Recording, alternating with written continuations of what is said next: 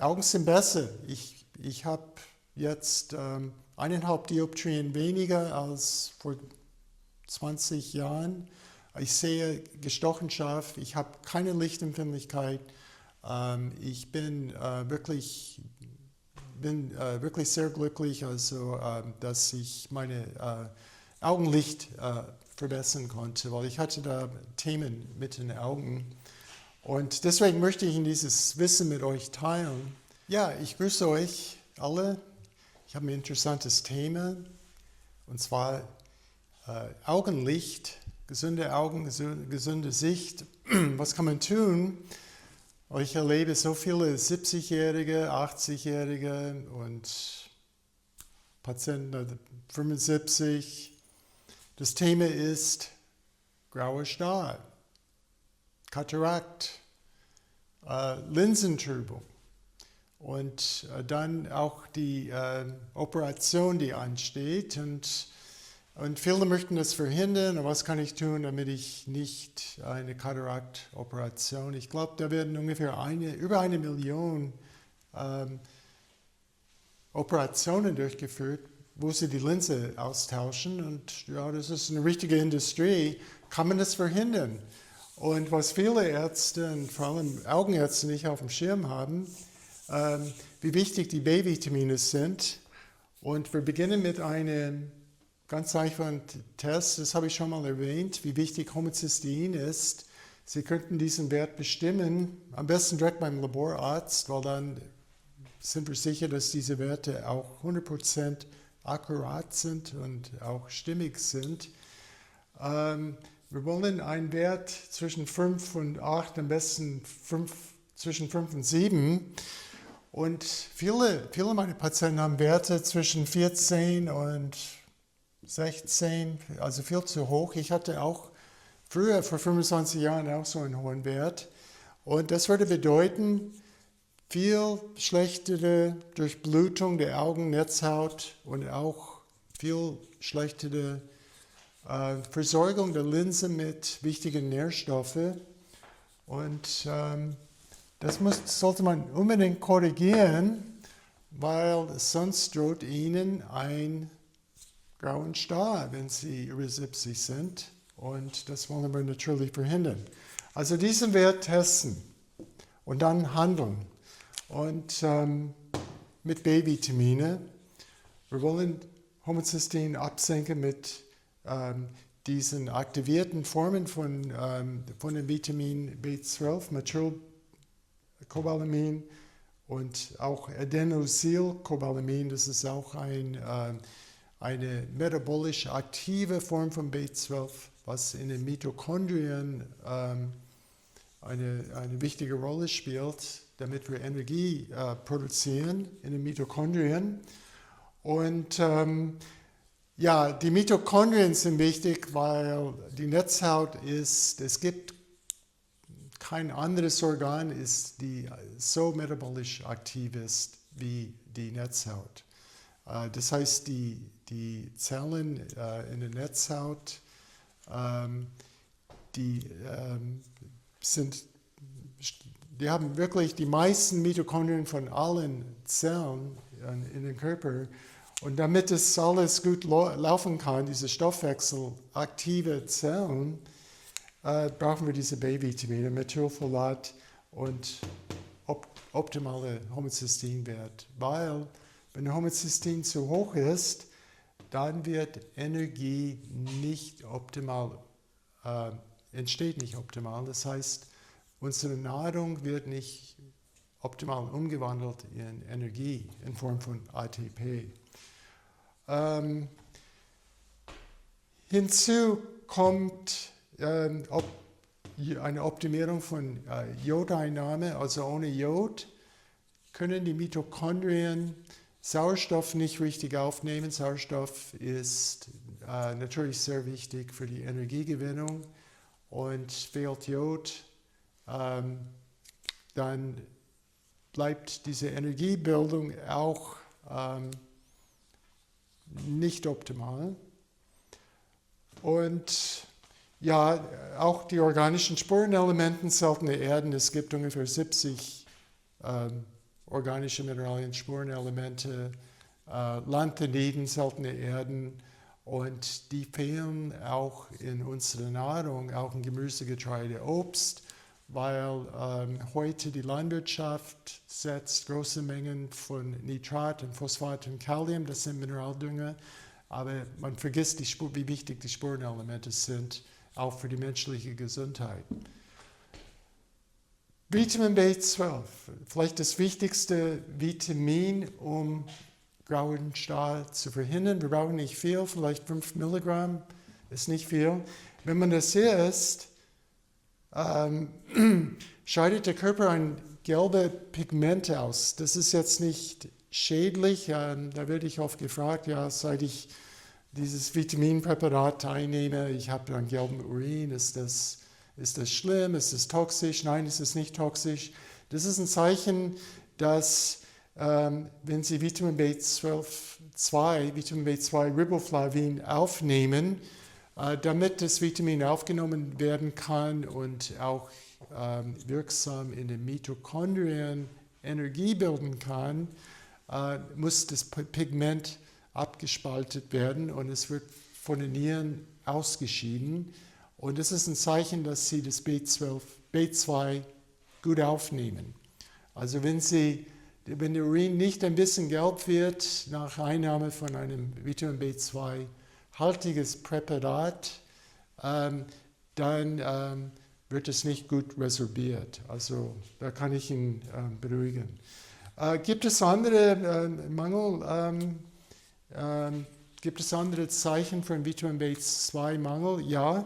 Rissige Haut, zum Beispiel um die Nägel oder hier um die Lippen oder rissige Lippen zum Beispiel und rissige Fersen. Also das ist sehr typisch. Auch eine rote, entzündete Zunge, die auch schmerzhaft ist. Dann Lichtempfindlichkeit, also grelles Sonnenlicht, wo die Augen empfindlich sind, das ist ein typisches Zeichen. Generell Histaminunverträglichkeit, wenn Sie Histaminprobleme haben, das heißt Nahrungsmittel, die Histamin freisetzen, irgendwas Geräuchertes oder Fermentiertes, einige Früchte, Fisch etc., was Histamin freisetzt, haben Sie wahrscheinlich einen Vitamin B2-Mangel und auch Migräne und Kopfschmerzen. Also Migränepatienten, ich kenne Patienten, die sind aus der Nummer raus, die konnten eine Lösung finden für ihre Migräne, indem sie alle B-Vitamine, aber auch spezielle Fokus auf Migräne. Und ja, das ist eine coole Sache und das wissen nicht viele Menschen. Warum habe ich einen Vitamin B2-Mangel?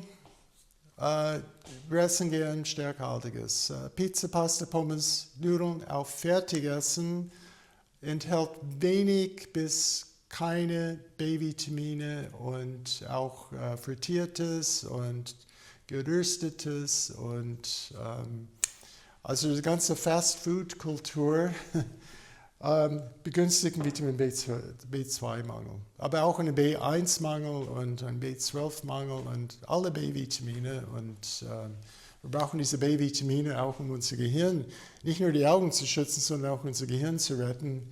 Weil wir wollen nicht in die Demenzschiene enden, ohne diese B-Vitamine. Und deswegen auch wichtig für die Netzhaut, für diese metabolisch aktive Netzhautzellen. Benfotiamin, Vitamin B1, Benfotiamin, diese sehr gut resorbierbares Vitamin, eine japanische Erfindung, die 5 bis 10 Mal besser aufgenommen wird als das wasserlösliche B1.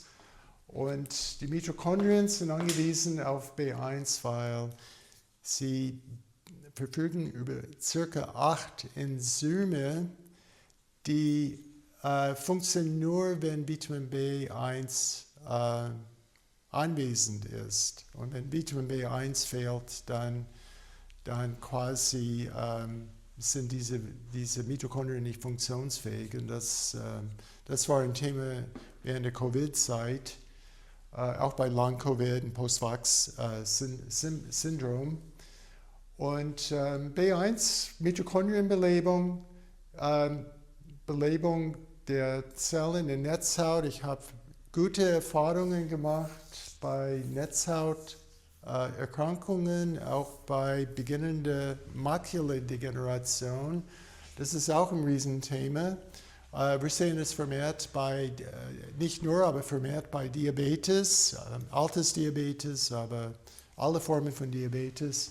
Und um Diabetes im Griff zu bekommen und den Blutzucker zu stabilisieren, kann Benfotiamin sehr hilfreich sein.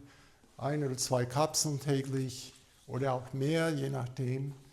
Aber auch B12 wichtig, eben für diese Energiepumpe in den Mitochondrien. Da werden Protonen quasi an FAD Plus angehängt. Also FAD ist nichts anderes als Vitamin B2 und dann entsteht FADH und da wird Energie freigesetzt und das ist also B1 und B2 unerlässlich für die Energiebildung. Und ich habe einige Patienten haben mir erzählt, well, seit ich diese Vitamine nehme, ich brauche keine Kaffeepause, ich kann durcharbeiten, ich habe nicht dieses Loch so gegen 3 Uhr nachmittags. Ich bin wirklich stabil den ganzen Tag und abends bin ich nicht so K.O. Ich kann was anfangen mit dem Abend nach der Arbeit und ich bin nicht total fertig. Und auch manchmal ist der Schlaf besser, ja, weil man braucht diese Energievitamine, auch um besser in den Schlaf zu kommen, in den Tiefschlaf. Ja, Zucker und Stärke ohne Vitamin B1 und B2, das begünstigt auch Entstehung von Fett, Fettbildung, viszerales Fett. Das ist natürlich, das wollen wir auch verhindern. Und jetzt wollte ich noch neben diesen Vitaminen noch ein paar Früchte erwähnen, die interessant sind. Goji-Beeren gegen grauen Star, also in der TCM, die chinesische Medizin, würden Goji-Beeren immer empfohlen. Ich esse jeden Tag meine Goji-Beeren, weil in ein paar Jahren bin ich 70 und ich möchte alles tun. Augenlicht ist wichtig. Und ich hatte auch Themen als Medizinstudent vor 45 Jahren in einer Augenklinik, also wirklich eine schwere Entzündung und das war richtig heftig. Und ich hatte diese Information damals nicht gehabt, sonst wäre ich viel schneller aus dieser Nummer rausgekommen. Und ich musste immer was tun für die Augen. Ich hatte zum Beispiel eine Glaskörperabhebung und musste immer was tun, um meine Netzhaut zu stärken. Aber das Ergebnis ist, durch Hilfe dieser organischen Spurenelemente, durch diese aktivierten B-Vitamine,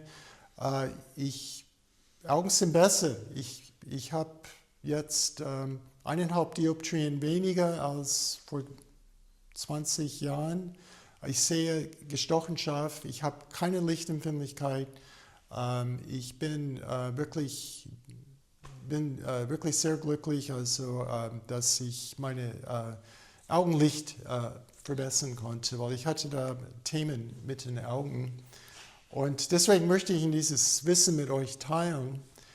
Dann gibt es alle Beeren, also wilde Blaubeeren, Heidelbeeren, auch sehr wichtig. Die enthalten Lutein und Zeaxanthin, das sind diese wichtige Pigmente. Das Lutein ist dieses gelbe Pigment und das findet man in der Makula, dieses Bereich scharfes Sehen. Und ja, also auch Papaya, tolle Frucht, enzymhaltig und auch grüne Säfte. Ja, Brokkoli, Pak Choi, Sellerie und auch Fenchel in Saften, halben Liter jeden Tag. Sehr gut für das Augenlicht. Niacin und Niacinamid. Niacin ist dieses Vitamin B3, Verbindung mit dem Flush-Effekt, diese Gefäßerweiterung. Das heißt, wir wollen die Durchblutung verbessern für die Augen. Fehlt Niacin, also Vitamin B3. Niacinamid ist eine Form von Vitamin B3 ohne Flush. Also ich nehme beide Verbindungen. Jeden Tag nehme ich 500 Milligramm Niacinamid und Niacin nehme ich meistens zweimal eine 100 Milligramm Kapsel, manchmal auch 3 Kapseln. Am Wochenende mache ich eine Pause. Und es geht einfach um diese bessere Durchblutung, weil wenn die Durchblutung nicht funktioniert, weil ich zu hohe Homozysteinwerte habe, was Ablagerungen begünstigt und ich kriege das Blut nicht in meine Retina, meine Netzhaut und meine Linsen werden dann auch darunter leiden, dass die Nährstoffe nicht praktisch ankommen. Und deswegen, Niacin ist unerlässlich, Niacin oder Niacinamid oder beides. Und man kann die ganzen B-Vitamine empfehle ich immer in Verbindung mit diesen Nährhefeflocken, und zwar 100% Nährhefeflocken. Ich habe das, da muss man ein bisschen aufpassen im Bioladen. Ich sehe immer wieder diese Nährhefeflocken beigemischt mit Reismehl oder auch Weizenmehl und das bei 20% oder 25% sogar, da muss man ein bisschen aufpassen. Also es gibt schon Nährhefeflocken, die 100%ig sind. Da empfehle ich 2 Esslöffel täglich mit zum Beispiel Kokosjoghurt, mit Heidelbeeren, mit Goji-Beeren oder auch Sprossen, Linsensprossen.